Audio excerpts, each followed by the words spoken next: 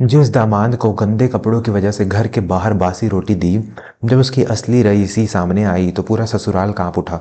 दोस्तों कहते हैं कि वक्त से पहले और किस्मत से ज्यादा किसी को कुछ नहीं मिलता, लेकिन कभी कभी वक्त ऐसा खेल खेलता है कि राजा को रंक और रंक को राजा बना देता है। आज की कहानी भी कुछ ऐसी ही है, जो आपकी आंखों में आंसू और दिल में एक गहरी सीख छोड़ जाएगी। सुंदरपुर गांव के सबसे बड़े रईस सेठ दीनानाथ जी की हवेली आज रोशनी से नहाई हुई थी। उनकी एकलौती बेटी सुमन की शादी थी। शहर के एक बड़े व्यापारी के बेटे से रिश्ता तय हुआ था। शहनाइयां बज रही थी, मेहमानों का तांता लगा हुआ था और हलवाई तरह तरह के पकवान बना रहे थे। लेकिन तभी शादी के ठीक 2 घंटे पहले एक ऐसी खबर आई जिसने दीनानाथ जी के पैरों तले जमीन खिसका दी। दूल्हा मंडप से भाग गया था। खबर मिली कि उसे कोई और पसंद थी और उसने एन मौके पर शादी के से इनकार कर दिया। हवेली में सन्नाटा पसर गया। मंगल गीत मातम में बदल गए। दीनानाथ जी अपनी पगड़ी हाथ में लिए जमीन पर बैठे थे। मेरी तो नाक कट गई। अब मेरी बेटी से शादी कौन करेगा? जिस घर से बारात वापस लौट जाए, उस बेटी का जीवन तो नर्क बन जाता है। सुमन अपनी सखियों के बीच बैठी रो रही थी। माँ को रो रो कर बुरा हाल था। समाज के लोग ताने मारने लगे थे। अरे जरूर लड़की में ही कोई खोट होगा। तब एक रिश्तेदार बुदबुदाया, तभी तो लड़का भाग गया। इज्जत का सवाल था। दीनानाथ जी की नज़र तभी कोने में खड़े एक युवक पर पड़ी। उसका नाम केशव था। वह शादी में टेंट लगाने वाले मजदूरों के साथ काम कर रहा था। पसीने से लथपथ, साधारण सा कुर्ता पैजामा, बिखरे बाल और चेहरे पर धूल। केशव एक अनाथ लड़का था जो पिछले 2 दिनों से जी तोड़ मेहनत कर रहा था। दीनानाथ जी ने आव देखा न ताव, सीधे केशव के पास गए और अपने हाथ जोड़ ली। बेटा, मेरा इज्जत बचा ले। अगर आज मेरी बेटी की डोरी नहीं उठी तो मैं जहर खा लूंगा। केशव हक्का बक्का रह गया। बाबूजी, आप ये क्या कह रहे हैं? मैं एक मामूली मजदूर हूँ, आप इस इलाके के जमींदार। यह मेल कैसे हो सकता है? लेकिन दीनानाथ जी ने उसकी एक न सुनी। उन्होंने अपनी पकड़ी केशव के पैरों में रख दी। एक मजदूर के पास उस समय किसी की इज्जत बचाने के अलावा कोई चारा नहीं था। न चाहते हुए भी केशव को दूल्हे के कपड़े पहनाए गए।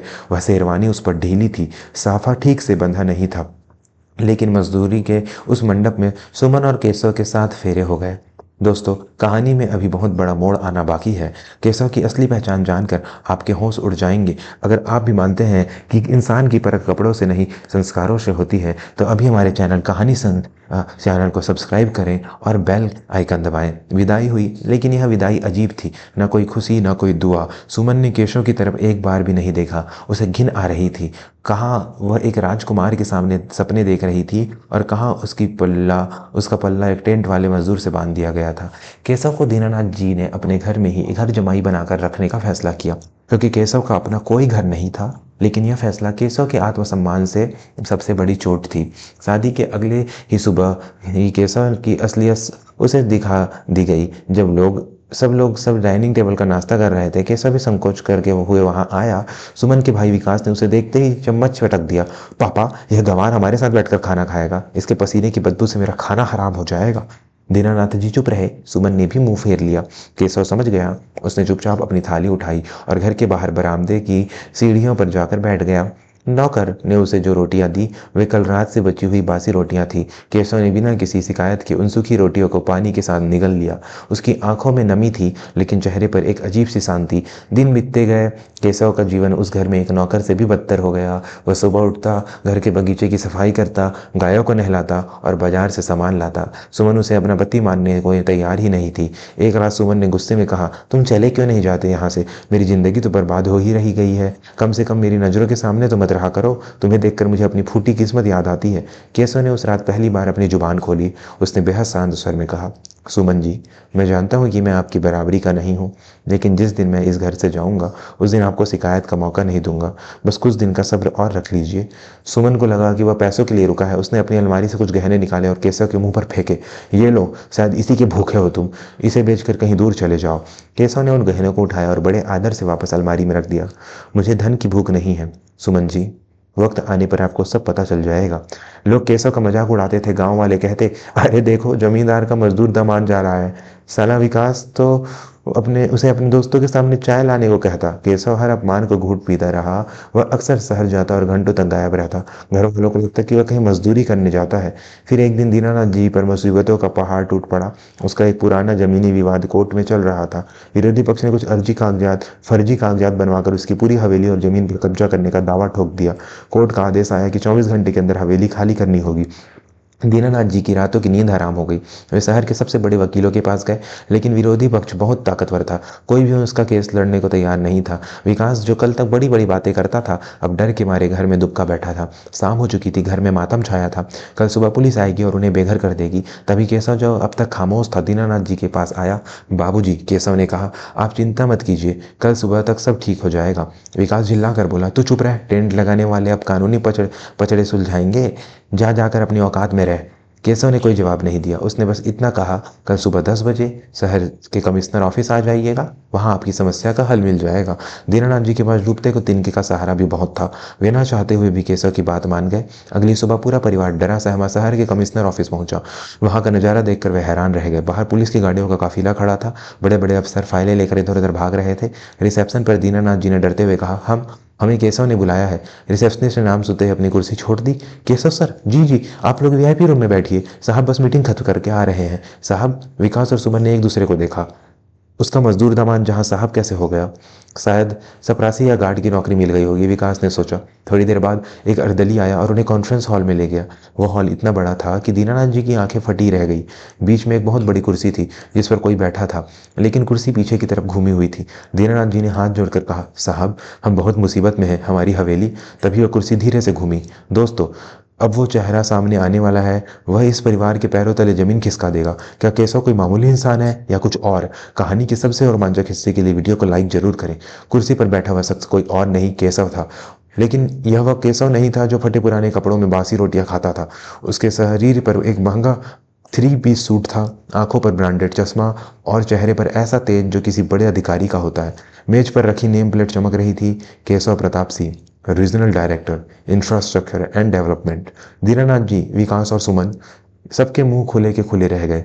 विकास के हाथों से पानी का गिलास छूटकर गिर पड़ा। केशव अपनी कुर्सी से उठ खड़ा हुआ।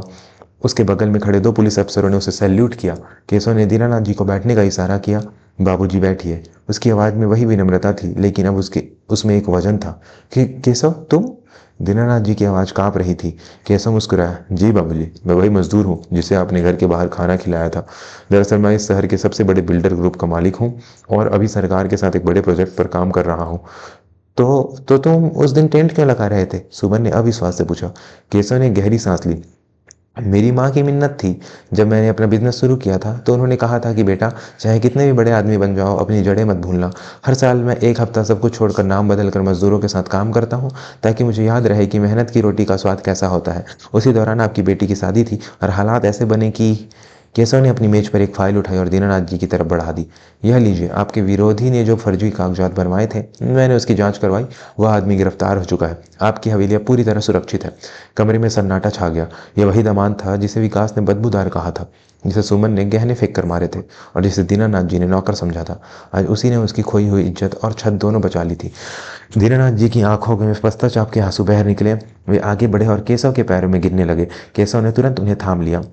यह आप क्या कर रहे हैं बाबूजी? मुझे माफ़ कर दे बेटा। दीनानाथ जी रो पड़े। हमने हीरे के को कांच का टुकड़ा समझा। हमने तुझे बहुत जलील किया, बासी खाना दिया, हमें माफ़ कर दे। केशव ने उन्हें गले लगाया। बाबूजी, गलती आपकी नहीं, यह समाज की सोच की है। हम इंसान को उसके कपड़ों और उसकी हैसियत से तौलते हैं। जिस दिन मैंने टेंट के मजदूर के रूप में आपसे रिश्ता जोड़ा, मैंने देखा कि आप लोग एक मजबूर पिता तो थे, लेकिन एक गरीब दामाद को अपनाने का बप्पन नहीं था। सुमन, जो अब तक कोने में खड़ी थी, धीरे धीरे आगे आई। उसकी नजरें झुकी हुई थी, शर्म के मारे उसका चेहरा लाल था। मुझे माफ कर दीजिए, वह सिसकते हुए बोली। मैं आपकी पत्नी कहलाने के लायक नहीं हूँ। केशव ने सुमन के सिर पर हाथ रखा। सुमन जी, रिश्ते हैसियत देखकर नहीं, दिल देखकर निभाए जाते हैं। मुझे खुशी है कि आज आपको यह बात समझ आ गई। उस दिन जब केशव अपने ससुराल वापस लौटा तो वह अपनी आलीशान गाड़ी में था, लेकिन हवेली के गेट पर उतरकर उसने सबसे पहले उस जगह को नमन किया जहां बैठकर उसने बासी रोटियां खाई थी। उस तरह डाइनिंग टेबल पर केशव सबसे ऊपर बैठा।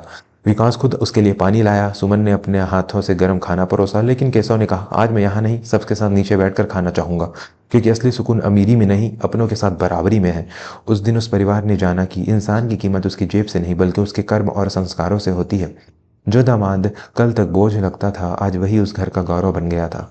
दोस्तों, यह कहानी हमें सिखाती है कि कभी भी किसी को उसके वर्तमान हालात में मत आंको। समय का पहिया कब घूम जाए कोई नहीं जानता। हो सकता है जिस इंसान को आप आज छोटा समझकर दुत्कार रहे हो, कल वही आपकी सबसे बड़ी ताकत बनकर सामने आए। सम्मान सबका कीजिए, क्योंकि वक्त सबका आता है।